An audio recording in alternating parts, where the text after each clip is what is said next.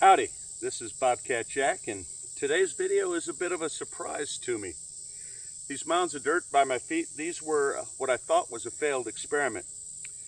They were box potatoes.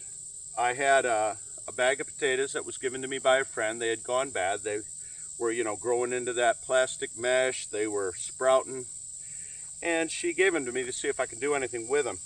So I removed them from the bag, saved what sprouts I could from that plastic mesh. I cut them in half, and I laid them on the grass, on the ground. I then put a cardboard box around them. As you can see, I did about a dozen of these, and covered it with dirt, 6-8 inches of topsoil.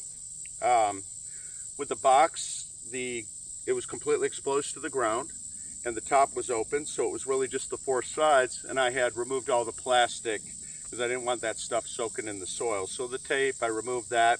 It was just the cardboard. Anyway, the plan was to try and grow box potatoes. Basically, turn those cardboard boxes into a raised bed. Then I got injured, and I didn't do any work out here in the spring. I couldn't use my right arm. So weeds grew up around it. I kind of forgot about them and completely neglected them. They were never watered, they were never cared for in any way.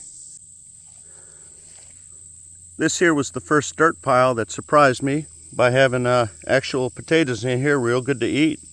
They're like those smaller ones you get in the grocery store in those multi-packs, but I'll take them, especially considering I wasn't planning on getting any potatoes at all. I thought this was just dirt. We're going to try some more of these piles and see what treasures we find. So I'm trying to rake with one hand and hold the camera with the other. It's not particularly efficient, so what I'm going to do is clear these piles and show you the end results. I'll be back in a minute. So this is what happens if you're a terrible potato parent. Now there's some reds here I had forgotten. I had one bad red potato. I cut it up and they got their own box. But as you can see, I did pretty good. The big ones I'm going to be chopping up and eating, and the small ones are going to be seed potatoes. So there you go. Box potatoes are ridiculously easy. I didn't expect to find any. We had a bad drought in the spring. I was out of commission for almost 2 months with this shoulder clavicle injury, and I couldn't do yard work because I needed it to heal up. So I gave these up for dead, thought I'd try it again, and I still got a nice haul. So I'm going to do a video later in the winter. We'll do winter potatoes, and I'll show you the whole process of how I plant them. But it's easy. You just literally put your seed potatoes or your chopped up potatoes that went bad, in this case on the grass. You put the box around them, you cover them with 6 inches dirt, you're good to go. If I'd actually watered these occasionally or cared for them, I'd probably have a huge haul. So I'm going to give box potatoes a big thumbs up, and I'm going to enjoy some fried potato in the near future.